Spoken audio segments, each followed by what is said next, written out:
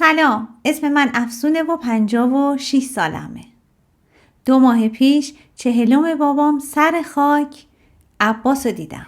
نگاش که کردم دیدم هنوزم دوستش دارم. دست کرد تو جیبش و یه حلقه در آورد. چی بود؟ همون حلقه‌ای که 40 سال پیش بابام سر خاک بابا بزرگم اومد به زور از انگشت من در آورد و پرت کرد جلو پای عباس.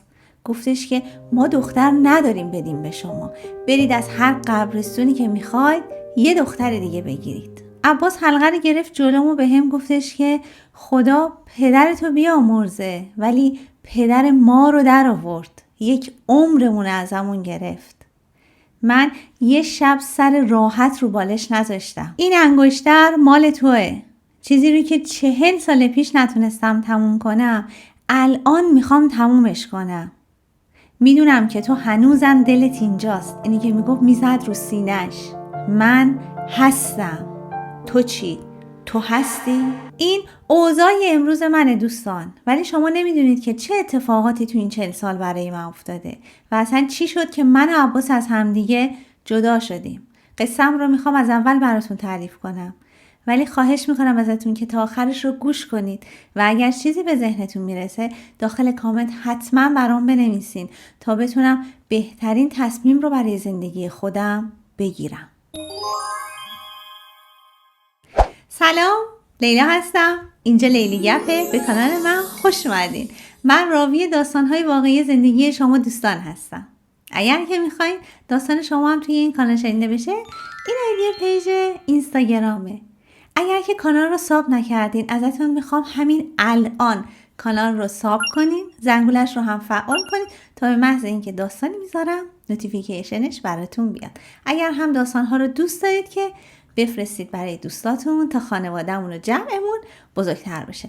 بریم سراغ ادامه داستان افسون. داستان خیلی قشنگی دارن که ازتون میخوام تا آخرش رو گوش کنید.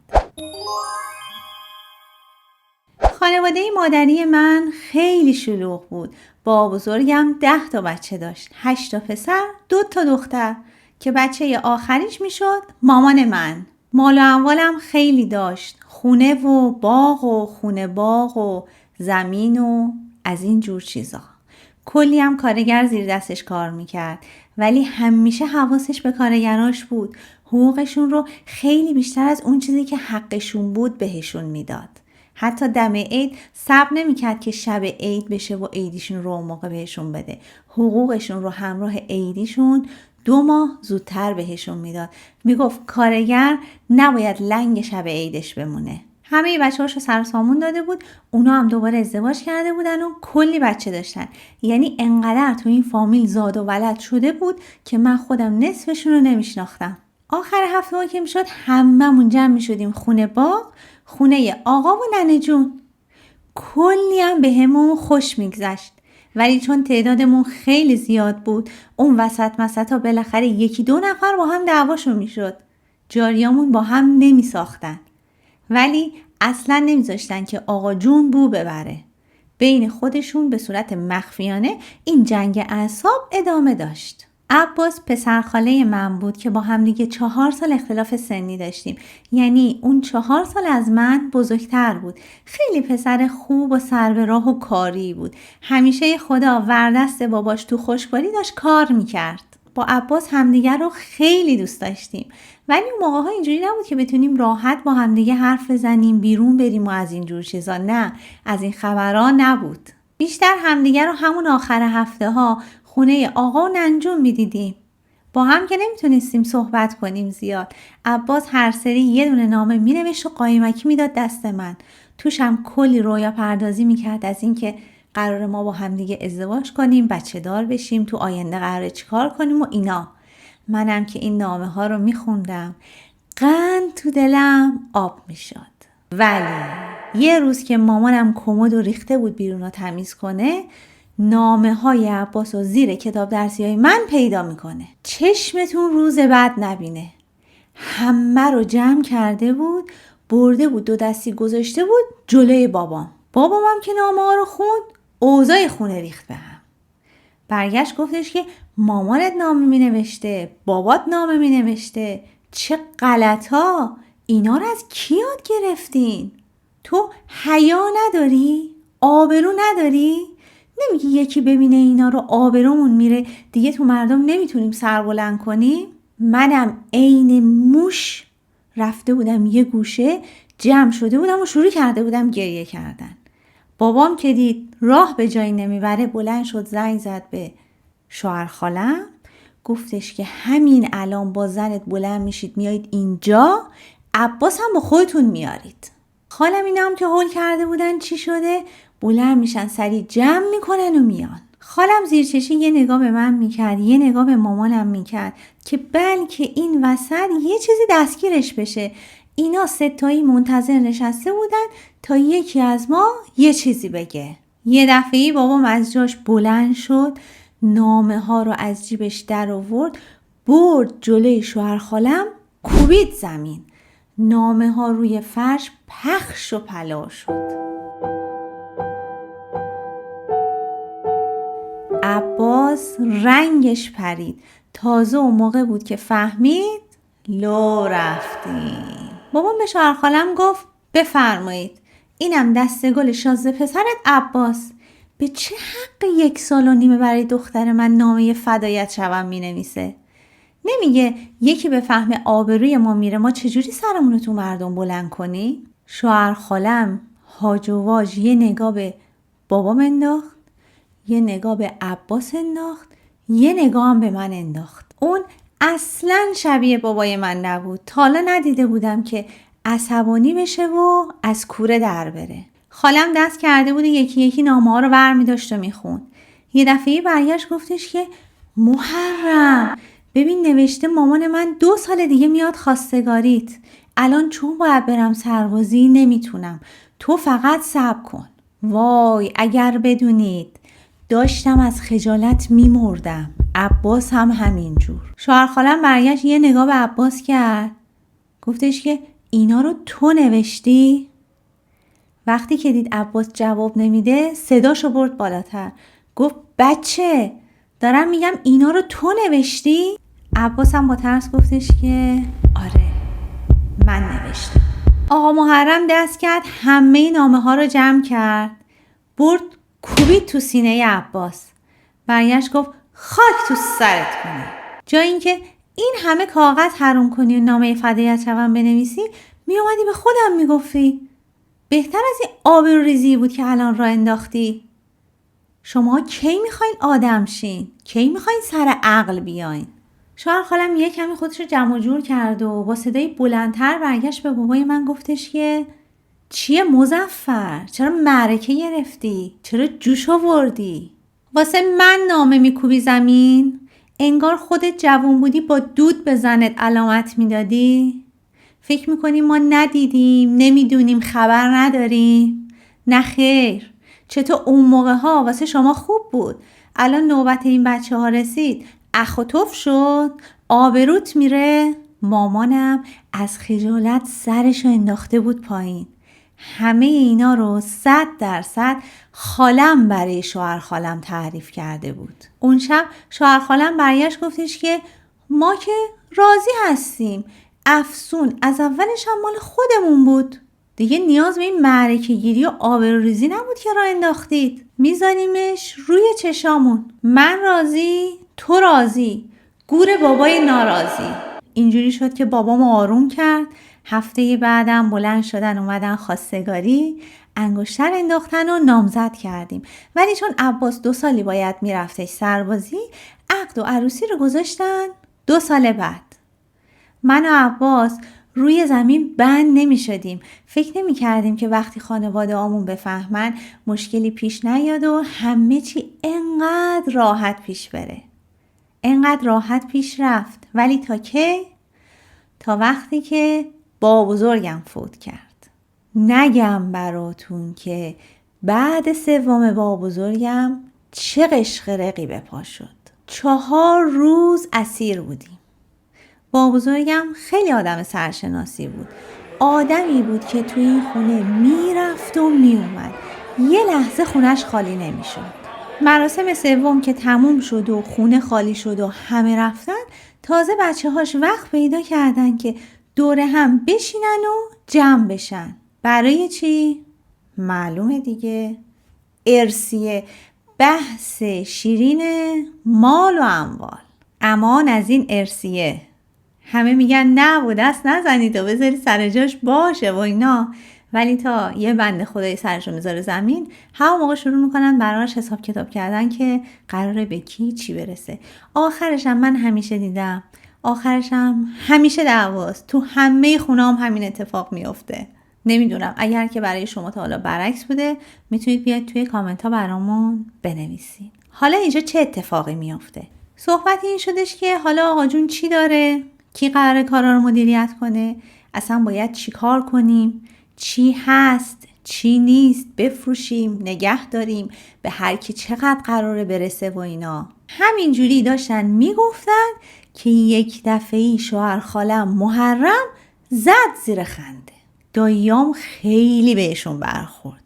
برگشتن نگاش کردن. گفتش که یه 300 متر خونه و یه باغ کوچولو که دیگه این حساب کتابا رو نداره. اونم که ننه جون زنده است. تا موقعی هم که اون هستش که نمیتونید به اینا دست بزنید. نکنه میخواید پیرزن بیچاره رو آخر عمری آوارش کنید. خدا رو خوش نمیاد. یه دفعه چشای همه 4 تا شد. بابام برگشت گفتش که یعنی چی یه خونه؟ آقا این همه باغ و خونه و زمین و مغازه و اینا داره. کسی با این خونه کاری نداره. این خونه مال ننه است. ولی تکلیف باقی اموالش باید مشخص شه. زن من روش نمیشه بگه. ولی غیر از خونه تمام مال و اموال باقیش باید قسمت شه. یه دفعه یکی از داییام بلند شد و رفت پیش شوهر خالم وایساد. شوهر خالم هم دستش رو زد به کمر شلوارش، یه ذره تکونش داد.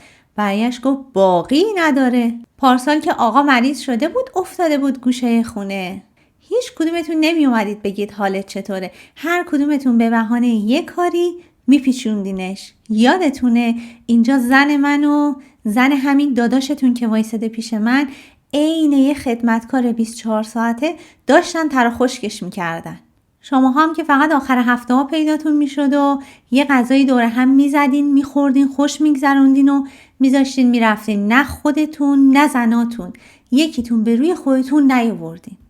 آقا هم که دید اینجوریه گفت اینا اولاد نیستن، به درد من نمیخورن. من مال و اموالمو نمیذارم از گلوی اینا بره پایین. همون موقع همه مال و اموالش رو برداشت زد به اسم رضا و زری. رضا همون داییم بود که کنار شوهر خالم وایساده بود و خالم هم که یه دونه بیشتر نداشتم. بعدش هم آقا محرم صداشو صاف کرد و گفتش که یعنی اینجوری بگم خدمتتون که مال و اموالی ندارید که بخواید بشینید و اینجا تقسیمش کنید. اینو که گفت خونه رفت رو هوا. مردا افتادن به جون هم. خالمم تا میخورد زنداییام میزدنش. مامان بیچارم هم حالش بد شده بود، فشارش افتاده بود، نشسته بود یه گوشه، صداش هم در نمی اومد. یه دفعه دیدم یه صندلی رفت تو هوا، اومد پایین، خورد تو سر محرم. شوهر خالم نقش زمین شد. کی زده بود؟ بابا. تنها شانسی که آورد باجناقش نمرد، فقط بیهوش شد. چه قشنگ دعوا میکنن.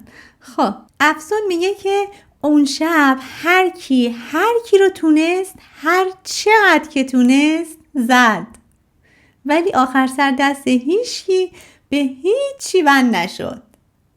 یعنی اون بابا بزرگ خدا بیامرزشون که سرشو گذاشت، فوت کرد، رفت اون دنیا. نمیدونم چرا آخر عمری که میشه این کارا رو میکنن. یعنی خودشون میرن، خانواده رو میندازن به جون هم دیگه. افسون میگه اوضاع به یه حدی وخیم شد که مامورای کلانتری اومدن و قضیه رو جمع و جورش کردن. چون دعوا خیلی دعوای الکی بود، همه چی قانونی بود. با بزرگ من به صورت قانونی تمام مال و اموالش رو توی دفترخونه داده بود به یه دخترش و یه پسرش. باقی بچه‌هاش هم باد هوا بخورن. آخر سر بچه‌هاش هم که دیدن اینجوریه گفتن گور خودشو باباش. حالا که هیچی به ما نداده و ما رو حساب نکرده، همین زری و رضا بمونن و ختمشو بگیرن. ما برای چی این حماله وایسادیم اینجا داریم به مردم میرسیم؟ جمع کنید بریم. همشون جمع کردن و رفتن. خونه خالی شد. نه تو هفتمش اومدن نه تو چهلمش. همه فهمیده بودن یعنی یه آبروریزی بزرگ شده بود. مامان منم میگفتش که بابام بوده بالاخره، دوستش دارم، میخوام توی ختمش شرکت کنم و اینا. آدم نباید با مرده این کارا رو بکنه. یعنی مامان من از همون روز اول خیلی دل رحم بود. پا شدیم و هفتم رفتیم سر خاک. بابام هم که دید اینجوریه و مامانم ولکن نیست، گفت باشه بریم، ولی من میدونم با اینا چیکار کنم. سر خاک وقتی که همه جمع شده بودن اومد منو کشید وسط. انگشتر از تو انگشت من در آورد، انگشتر نامزدی که دست من کرده بودن، پرت کرد جلوی عباس. بعدم رو کرد به شوهر خالم محرم، گفتش که ببین من دختر ندارم بدم دست دزد جماعت، مال حروم نمیذارم از گلو دخترم بره پایین. گم شید برید از هر کی میخواید دختر بگیرید. ما دختر نداریم. من جرأت نداشتم صدام در بیاد، ولی عباس دوید اومد جلوی بابای من، گفتش که تو رو خدا نکنید عمو، تو رو خدا نکن، ما رو قاطی دعوای خودتون نکنید، من افسونو خیلی دوستش دارم. بابام گوشش بدهکار نبود. بعد از اون روز عباس چند بار اومد دم در خونمون رو التماس میکرد. بابام که دید دست بردار نیست، آخر سر تحویل کلانتریش داد. خیلی روزای بدی داشتم، خیلی حالم خراب بود. من عباس یه بلایی سرمون اومد که اصلاً مقصر این قصه ما نبودیم، ولی همه کاسه کوزه ها سر ما دوتا شکست. من و عباس عاشق هم بودیم، ولی این به هم رسیدنمون دیگه شد آرزو برای جفتمون. میدونین چرا؟ چون بابام 1 سال نشده منو شوهر داد. به کی؟ به پسر یکی از شریکای بابا بزرگم. اونا هم خیلی خانواده خوبی بودن. پسرم پسر خوبی بود. دستشون به دهنشون میرسید. ولی این وسط مشکل من بودم. دلم پیش عباس بود. این کارم بابام کرد فقط برای اینکه پای عباس از خونه ما قطع کنه. به منم گفتش که عباس دیگه تموم شد. سرتو میندازی پایین و زندگیتو میکنی. ما دیگه با دزد جماعت کار نداریم. این پسر 100 تای پسر اون محرم الدنگ میارزه. خیالت راحت باشه، تو رو به کسی بدی ندادم. گذشت، عروسی کردم، بچه دار شدم. از اون طرف برای عباس هم زن گرفتن و اونم رفت سر خونه زندگیش. از اون فامیل بزرگ هیچی باقی نمونده بود به جز گهگداری که توی عروسی باشه، توی ختمی باشه که به هم میرسیدن، یه چیزی این میگفت یه چیزی اون جوابشو میداد و این وسط دعوا میشد. یعنی اگر یه ختم و عروسی بود، صاحب اون مجلس میترسید که اصلا فامیل ما رو دعوت بکنه، چون دعوا 100% بود. توی همین مراسم بود که گهگداری عباس رو میدیدم. شاید یه سلامی میکردیم و رد میشدیم، هیچ حرفی هم به همدیگه نمیزدیم، ولی از همون چند تا نگاهی که با همدیگه میکردیم معلوم بود که هنوز دلمون پیش همدیگه است. ولی من متأهل بودم، اونم متأهل بود. برای همین سرمون رو انداخته بودیم پایین و زندگیمون رو میکردیم. به همسرامون متعهد بودیم. الان 40 سال از اون روزی که من عباس نامزد کردیم میگذره. من 4 تا پسر دارم و یه دختر. پسرام عروسی کردن، رفتن سر خونه زندگیشون و بچه دارن. دخترم هم دانشجوی سال 2 نقاشیه. همسرم 2 ساله که فوت کرده. یه شب که خواب بود توی خواب سکته کرد و از این دنیا رفت. خدا رحمتش کنه. تو زندگی که باش داشتم از گل بالاتر به من نگفت. اینجوری شدش که کم کم مهرش به دلم نشست و دوستش داشتم، ولی هیچ وقت عاشقش نبودم و نشدم. همیشه یه جای خالی تو قلبم بود، یه حسرت، یه چیزی که نمیدونم چی بود و خیلی داشت اذیتم میکرد. همیشه اون حس باهام بود. بهتون گفتم عباسم ازدواج کرده بود، ولی بعد از 17 سال از زنش جدا شد. فامیلا میگفتن که با زنش نمیساخت. زنش هم گفته بودش که این خیلی سرده. من دیگه از سردی عباس خسته شدم. بچه ها رو ریخته بود سرش و خودش رفته بود. بعد از اونم که عباس دیگه زن نگرفته بوده و بچه هاشو بزرگ میکرده. حالا بعد از 40 سال من عباس رو باید سر خاک بابام ببینم. اونم انگشتری که بابام انداخته بود جلوش، گفته بودش که من دختر ندارم بهت بدم و اون هنوز با خودش داشت و تو جیبش قایم کرده بود. الان آورده داره میده به من و میگه که بیا اونی که نصف موند، اون زندگی که از دست دادیم و نتونستیم تجربهش کنیم رو با هم شروعش کنیم. خب من چه جوابی دارم بهش بدم؟ بچه های من همه عباس رو میشناسن. دخترم همیشه میگه که عباس آقا خیلی مرد خوبیه. چجوری با بزرگ دلش اومد با این کارو بکنه؟ تقصیر شما این وسط چی بود؟ من اگه بودم هیچ وقت بابامو نمیبخشیدم. ولی پسران میگفتن که اتفاقا بابات خوب کاری کرده. اینا دزد سرگردنه بودن. با بزرگتون رو گول زدن و همه مال و اموالش رو کشیدن بالا. کوفتم دست شما رو نگرفت. آخرشم لابد چیز خورش کردن و فرستادنش اون دنیا که از دستش راحت بشن. حالا شما هی بگید اینا آدمای خوبی هن. بالاخره دزدام آدمن دیگه. شاخ و دوم ندارن که. اینا دزدن، فقط قیافشون معلوم نیست. نمیدونم اون موقع عباس بنده خدا سنی نداشتی که بخواد دخالت بکنه تو این کار. به نظر من اصلا کاری از دستش بر نمی اومده. همونی که خودشون دارن میگن دیگه. دیگران هر کاری خواستن کردن، اینا پاشو خوردن. الان هم که بچه های افسون یعنی پسراش کاملا مخالف عباسن. همه چیز زیر سران با بزرگشون بوده. کجای داستان بودیم؟ اینجا بودیم که 40 بابای افسون بود. افسون سر خاک بود و عباس اومده بود و داشت باهاش صحبت میکرد. افسون میگه که یه نگاه به عباس کردم، انگشتر رو ازش گرفتم، ولی برگشتم بهش گفتم که نمیدونم. یعنی الان نمیدونم که چه جوابی بهت بدم. عباس هم خیلی آروم برگشت بهم گفتش که شماره‌مو میدم به دخترت، هر وقت تصمیمت قطعی شد بهم خبر بده. بعدم راشو کشید و رفت. خونه که اومدیم پسرم برگشت گفتش که اون مرتیکه دوست تو قبرستون چی میخواست اومده بود پیشت؟ چی داشت میگفت؟ منم برگشتم بهش گفتم که درست حرف بزن. اومده بود تسلیت بگه. همین. گذشت تا هفته پیش. دختر من یه کمی سرخوده، یعنی قده. اینجوریه که وقتی فکر میکنه یه کاری درسته انجامش میده. مشورت میگیره ولی آخر سر حرف خودشه. به قول خودش میگه که نمیذارم کسی سوارم بشه. من سواری به کسی نمیدم، مخصوصا مرد جماعت. اصلا اگر به این مرد جماعت رو بدی سوارت میشه، پدرتو در میاره. وقتی دیده بود که صدایی از من در نمیاد و هیچی نمیگم، بلند شده و زنگ زده بود به عباس و گفته بود همه چی اوکیه، پاشو بیا خواستگاری. به منم گفته بودش که مهمون داریم، یه لباس ترتمیز بپوش و خونه رو مرتب کن. منم که ساده فکر میکردم که دوستش شام میخواد بیاد خونمون. ساعت 8 شب که شد دیدم در میزنن. در رو که باز کردم دیدم عباس با یه دست گل بزرگ و یه جعبه شیرینی خیلی خوشگل و خوشتیپ وایساده توی در.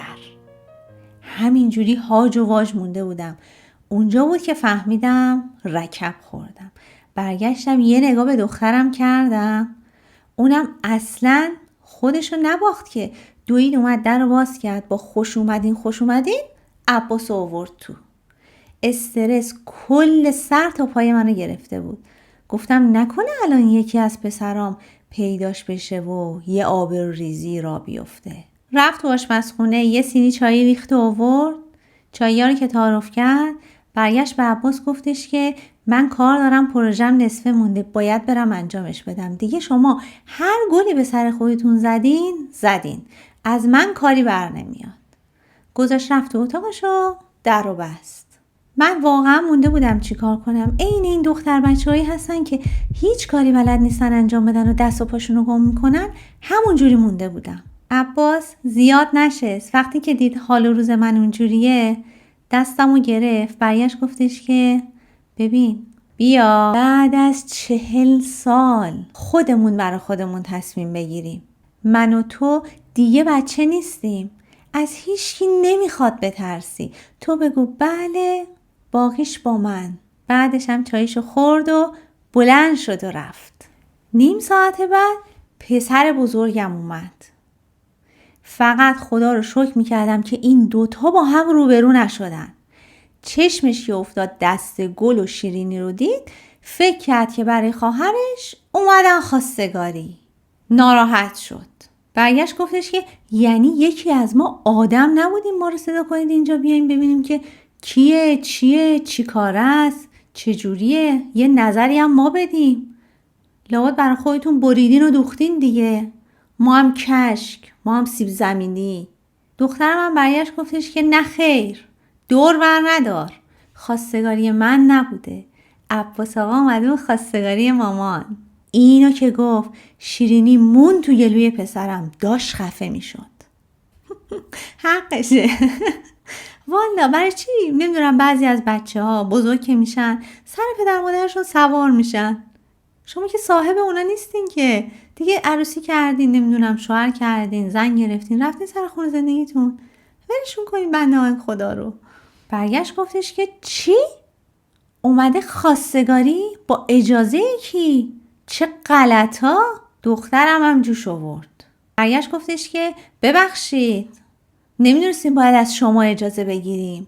شما سر پیازی، ته پیازی که اینقدر دخالت میکنی. بابا عروسی کردین رفتین سر خونه زندگیتون دیگه، سرتون از زندگی ما بکشید بیرون. اون باباش که بالاخره افتاد مرد و این مامان راحت شد.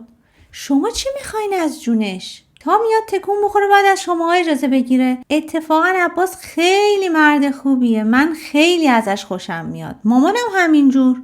در ضمن بچه هم نیستن بخوان از شما اجازه بگیرن. میخواین بخواین، نمیخواینم نخواین. خوش اومدین. چه گیری کردیم ما. اینو که گفت دعوا شروع شد. ولی دخترم کوتابیا نبود. میگفت مامان فقط شما رو زاییده.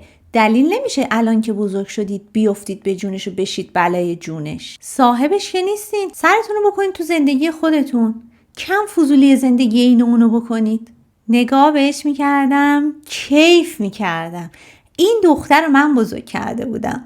درسته یه ذره افسار گسیخته بود، ولی واقعا اجازه نمیداد که بهش ناحقی بشه و سوارش بشن. آفرین بهش. پسرم هم برگشت گفتش که یعنی چی حرفا؟ ما اجازه نمیدیم.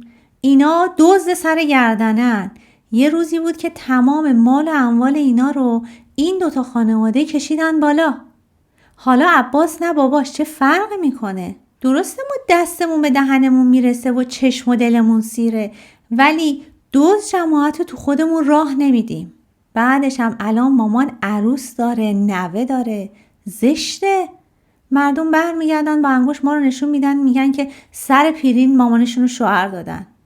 تو خودت رود میشه؟ نه خیر، از این خبرها نیست. ما اجازه نمیدیم.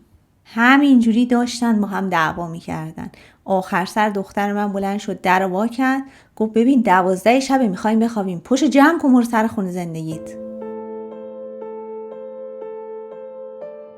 الان چند روز گذشته، هنوز هیچ جوابی به عباس ندادم. اگر بهش بگم نه، به خودم خیانت کردم، به اون خیانت کردم، چون ما هنوز همدیگه رو دوست داشتیم. اگر بگم نه، خودم رو ندیده گرفتم. ولی اگرم بگم آره، این دعواها و حرف و حدیثا و اینا تو خونمون ادامه دار میشه. با بچه هام به مشکل میخورم، یعنی بچه هام میپرن به جون هم دیگه. نمیدونم پسرام حق دارن یا دخترم که پشتم وایساده. نمیدونم. الان بهترین تصمیمی که میتونم برای زندگیم بگیرم چیه؟ قصه‌مو شنیدین. ازتون میخوام که راهنماییم کنید. من خودم خیلی خیلی داستان زندگیشو دوست داشتم. امیدوارم که بهترین تصمیم رو بگیره و به نظر من فکر کنم تو طول ویدیوام گفتم بچه ها رو ما فقط به دنیا میاریم، باید برن دنبال زندگیشون. اونا نمیتونن صاحب زندگی مام باباشون باشن. شما هم میخوام که نظری دارین توی کامنت ها بنویسین. افسون جان همه رو میخونه چون از همراهان خوب کانالمون هستش. شما هم مراقب خودتون باشید. هر جا هستین خوب و خوش سلامت باشین. میدونید که دوستتون دارم.